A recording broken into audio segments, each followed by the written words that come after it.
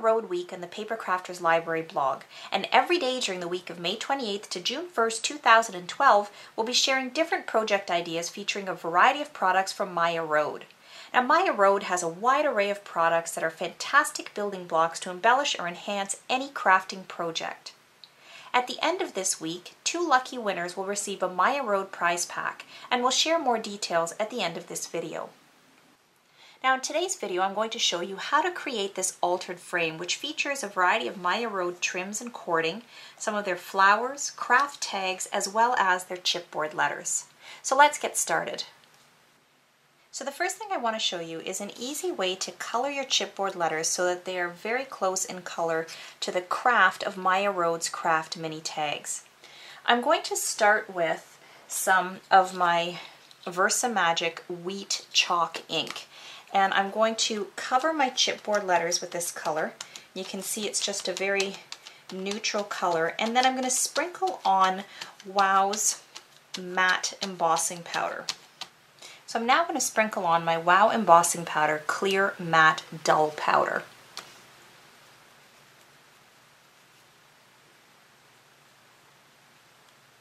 So there you can see what it looks like embossed, and you can see there's absolutely no sheen or shimmer to it whatsoever. So the next thing I'm going to do is take my Faber-Castell Pitt Artist Big Brush Pen, and this is the raw umber color, and I've got a baby wipe here. So I'm going to take my brush pen and I'm just going to rub it on my letter, make sure my finger is damp, and then use that to spread the color around. Now because this is India ink, it is kind of slow drying, and it's going to give me the flexibility of moving this around my letter. It's not going to seep right in right away, and if I make a mistake, I can take my wipe and pull that color off. But there you can see how close of a color I get to the craft of my tag.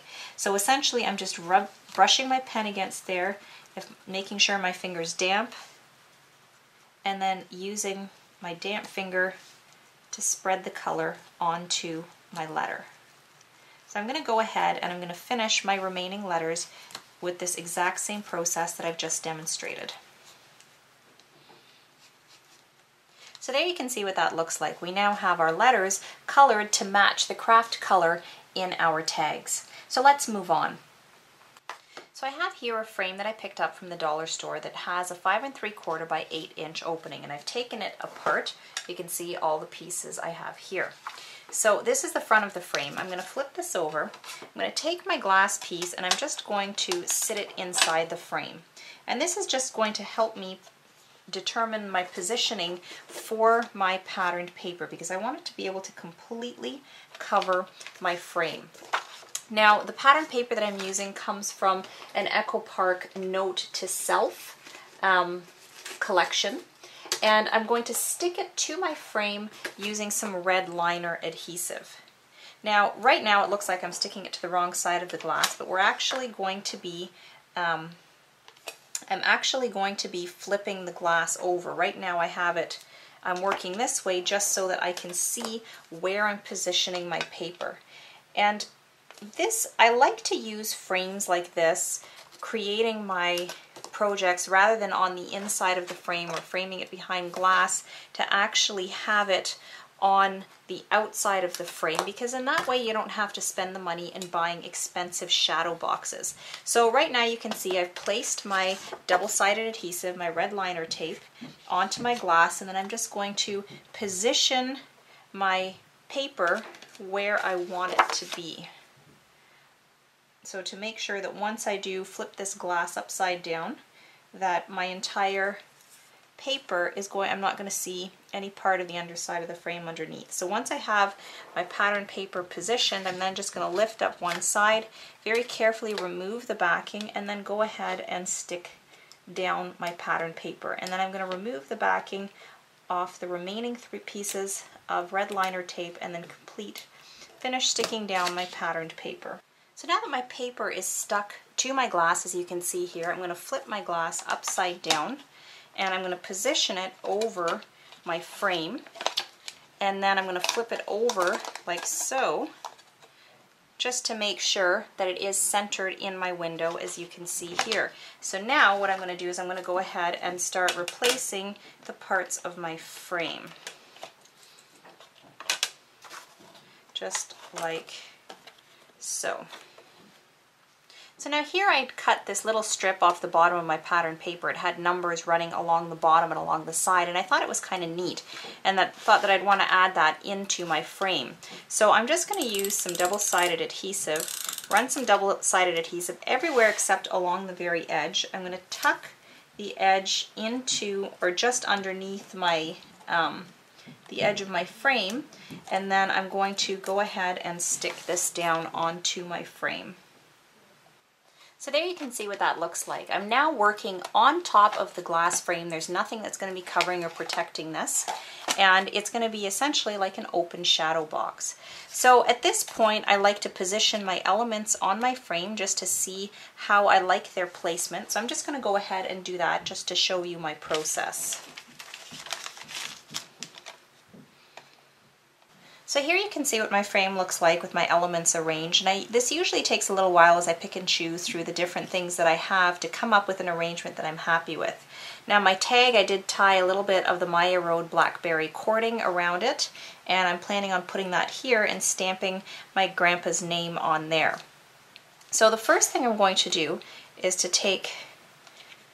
stick my photo down, and I'm just going to use some of my Scotch 3M double-sided adhesive, and I'm going to start just by putting some at the very top, and then that way as I position this I can slide it around without worrying about it sticking where I don't want it to stick.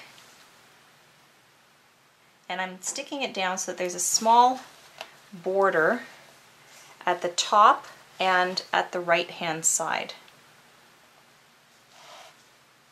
And then I'm just going to put some tape underneath and then finish sticking that down, and in the center as well. So I've now finished sticking my photo down, and my next step that I'm going to do is to stick down my title here, which is the name of my dog, Ginger. Papa, this is my grandfather, has a really special place in his heart for Ginger, which is why I thought this would be a really nice little gift for him. So I'm going to stick down my letters once again using my Tombow Mono multi-liquid glue.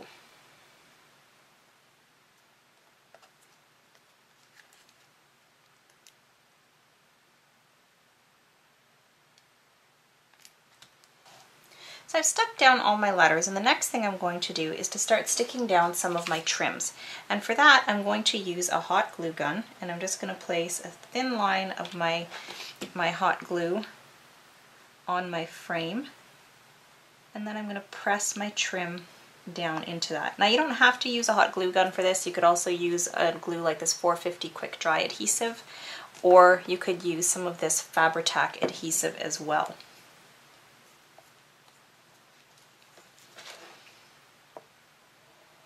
I just like hot glue because it dries quickly.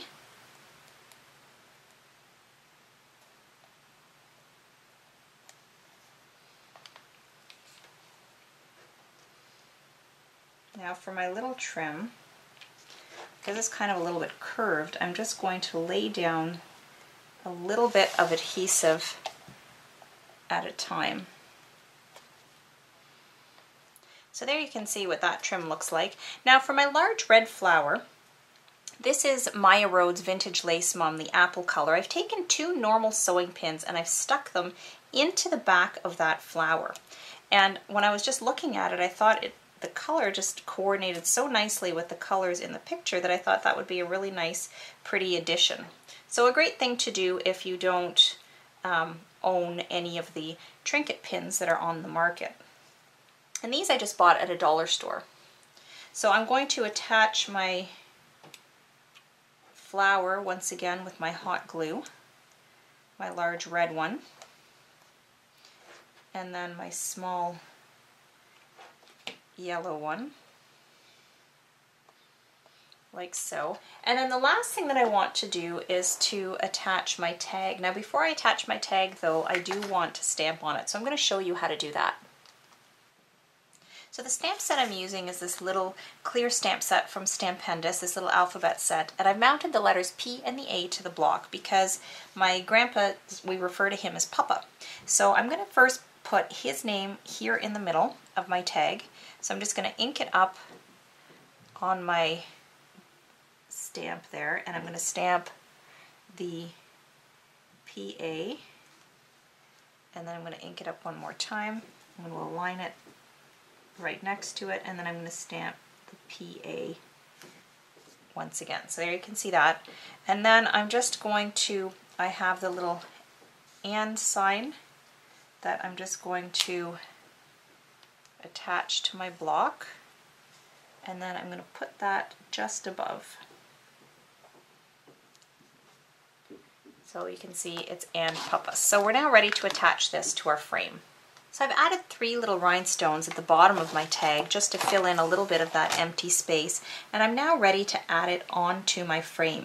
Now I want it to pop up dimensionally. I don't want it to sit too flat because otherwise my bow for my cording is going to look a little bit odd. So to build it up, I'm going to do that using hot glue. I'm going to place a dollop of hot glue, and then I'm going to let that hot glue cool. And then that's going to serve as my base for my dimension. Then I'm going to add another dollop of hot glue on top of that and then sit my tag on there. So I'm just going to give this glue a chance to cool. So now that my glue is cool and I've got this little raised area, I'm going to build it up a little bit more, again by adding some more glue, and then I'm going to let that cool again. So now that that dollop of glue has cooled, I'm just going to put a tiny little bit more right on top there, and then I'm going to take my tag and I'm going to sit it right on top of that and just hold it carefully in place for a few moments. And then that's going to give me, as you can see here, if I hold the tag from the side, you can see how it's elevated from the surface of my frame. So I'm just going to hold that in place for a few moments just to give that a chance to set. So there you can see my frame is now finished. As I mentioned at the beginning of this video, at the end of this week, 2 lucky winners will receive a Maya Road prize pack.